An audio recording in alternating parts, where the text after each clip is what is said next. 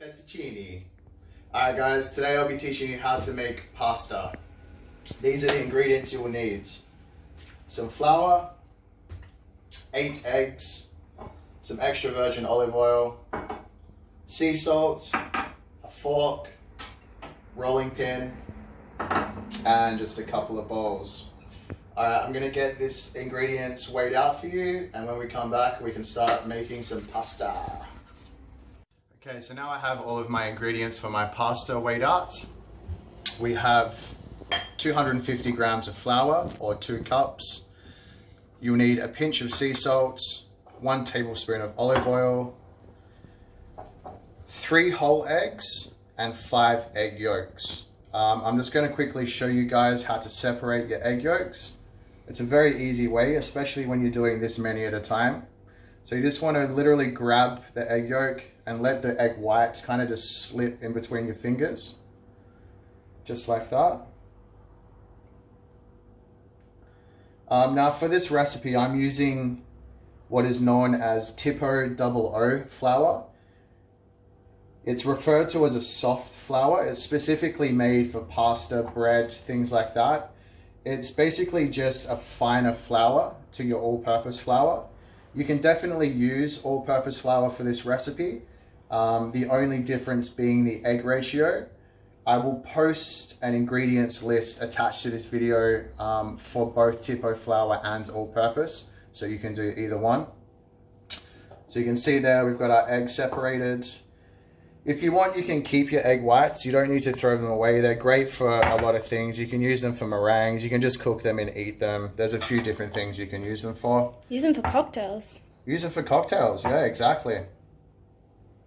All right.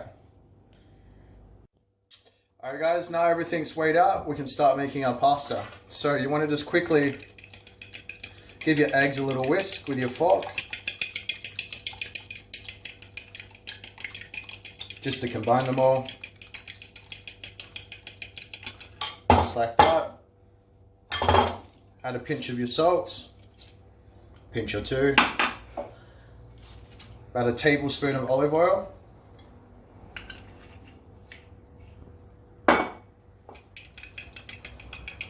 stir that through.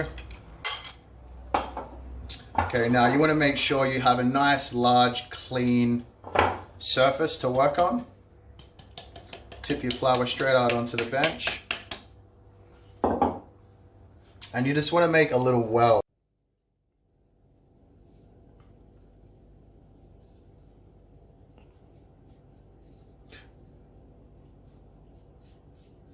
Don't be shy to make it quite wide. This will just help to avoid the egg yolks from breaking out. All right. Pour your eggs straight in, just like that.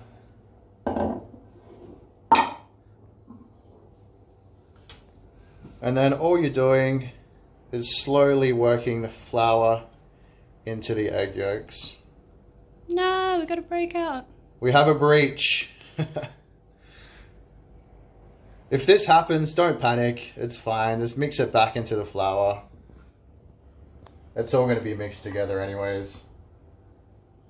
I would panic. It's okay, I'm a professional. Thank goodness.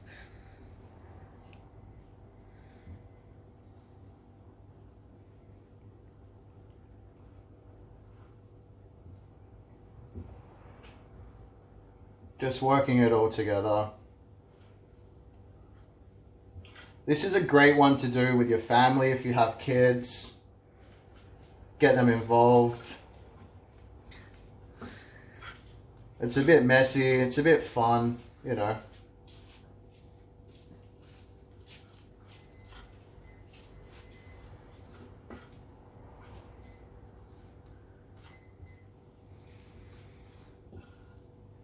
It's gonna be so orange. It will be. The dough, you'll see once it's finished, it will be quite an orange color. Just because of the eggs, the amount of eggs we have in these. Could you do it with like duck eggs or something if you wanted to? If you wanted to, yeah, it would just be the egg flavor would be even more rich, obviously, like anything you do with duck eggs as opposed to chicken eggs, they're much more rich. So it'll have a much more rich eggy flavor. It might be a silly question, but can you make pasta like without eggs, like a vegan version? You know what? I'm sure you could, but I don't know. I've never attempted. I've never tried before. So any vegan friends watching, if you have a recipe or some tips, let us know.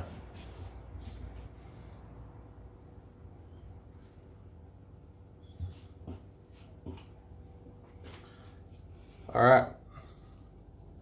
So once you get it to this point, you can start to knead it. Sorry, I should have mentioned also,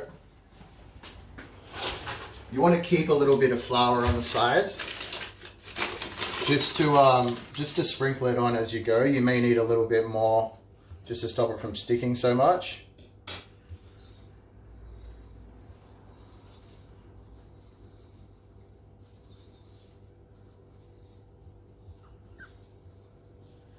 So just combining it all together.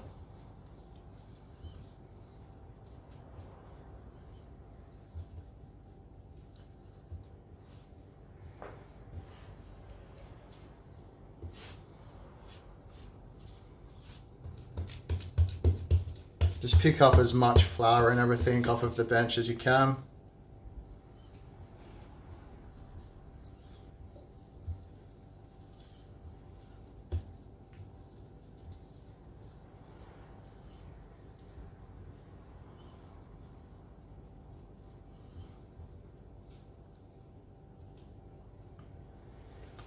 All right. So as you can see, I need to add a little bit more flour to this just because it's sticking.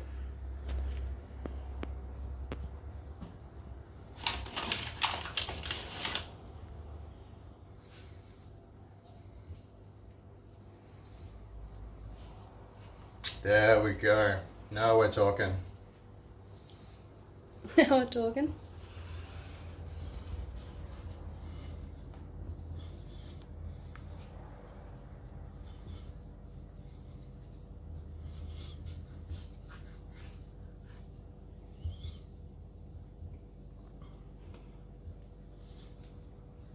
All right, so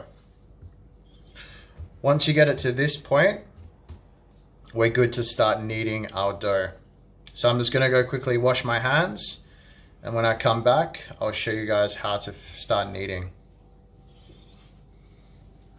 So now we're ready to start kneading our dough. So the technique for kneading your dough is basically you want to fold it back on itself and then push down. Fold it back on itself and push down. And what this does is works the gluten in the dough. This is what makes your dough nice and firm and stops it from falling apart. When you're kneading, you want to be firm but gentle at the same time. So when you're pressing, you want to press it firmly, but not so hard that it tears the pasta apart. And you'll notice the more you work it, the more the gluten will combine basically, and the thicker your dough will start to get, or the more elastic your dough will start to get. This is quite an important process of making your pasta. You really can't take any shortcuts in this process. You really need to work your dough for 7 to 10 minutes. Otherwise it won't work. All right, so I'm gonna keep kneading this for about 10 minutes. And when I come back, I'll show you the finished result. Okay, so I've been working this dough for about 7 minutes now, and as you can see, it's really starting to come together. That gluten has worked really nicely. So the easiest way to tell that your dough is ready to go and worked enough is just give it a little poke and the dough should spring back. Just like that. And then what you want to do is just grab the edges and kind of drag them down towards the bottom. Just gives you a nice dough ball shape, basically. Okay, then our next step is just to wrap this up. You can use Glad wrap, or even better, some of this beeswax paper that we have. I'm pretty sure these are called beeswax wraps or something like that. I got ours from a hospitality store in a pack of about 6. I've seen them online. You might even be able to get them at like Kmart or possibly Woolies.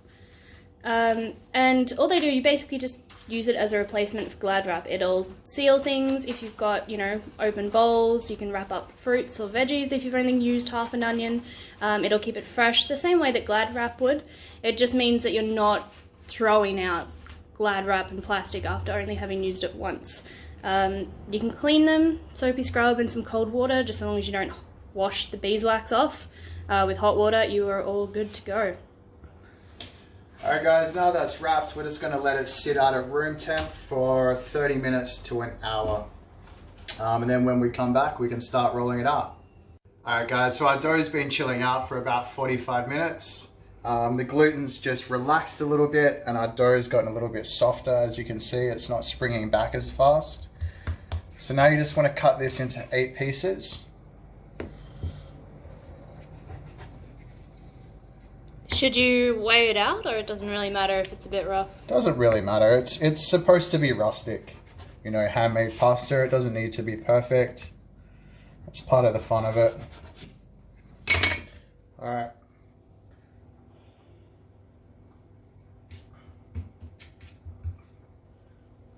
So just keep the pieces that we're not using at the moment wrapped up, just to stop them from drying out. We put a bit of flour on it this time just to make our lives easier, but it's not a big thing. Just like that. Alright. And we'll start rolling this piece out.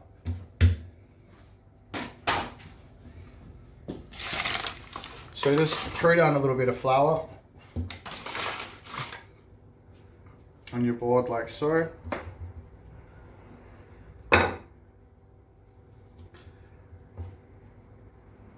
Just try and get it into a kind of a nice rectangle shape. Doesn't really matter too much because you'll see as we go along, I'll show you a technique to get your pasta nice and straight. Alright, so start rolling it up.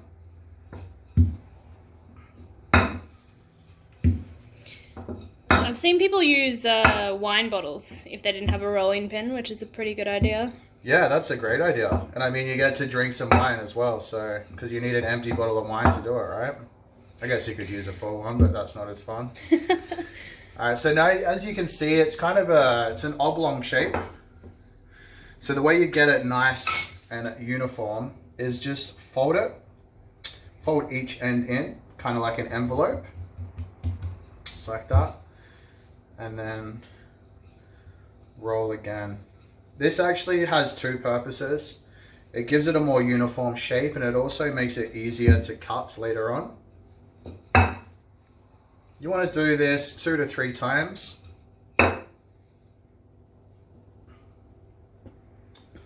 So just like that.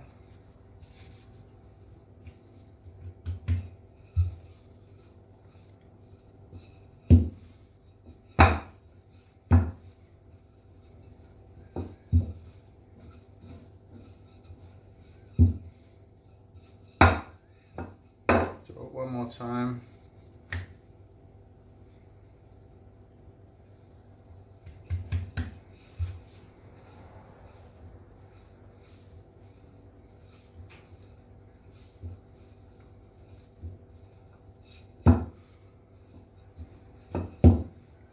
Okay, now your final roll is very important that you get it as thin as possible. This is just because when you cook it, obviously the pasta will expand quite a lot due to the amount of water that it takes in. So if your pasta isn't thin enough to begin with, it's going to be quite thick, chewy, and just not really pleasant to eat. There's an old Italian saying that you should be able to read a love letter through your pasta. If nobody's written you any love letters lately,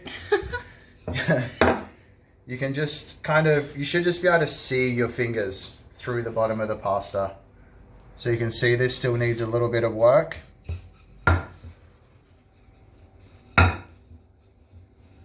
Alright, so I've finished rolling out my pasta and ready to do the love letter test. Nah, I think it works. Perfect. Alright, now we want to cut our pasta into fettuccine.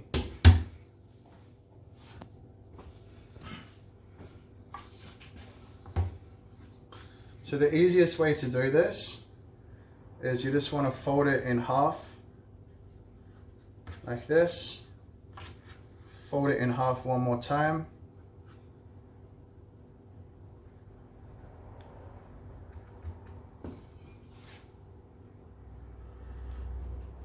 Like that.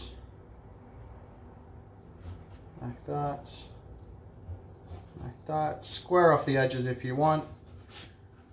Again, this is supposed to look rustic. It doesn't have to be perfect. It's much thicker than I expected. I actually quite enjoy thick pasta. I mean, you can do it thick or as thin as you want. It doesn't really matter. That's just how I like it. But there you go, guys. That's our first little batch of fettuccine. So now what you want to do is just have some kind of tray with baking paper on it. And just get these together into your little portions, and just keep them on some baking paper just to stop them from sticking. Alright, so now what I'm going to do is work through the rest of our dough, and when I come back we can start cooking our pasta.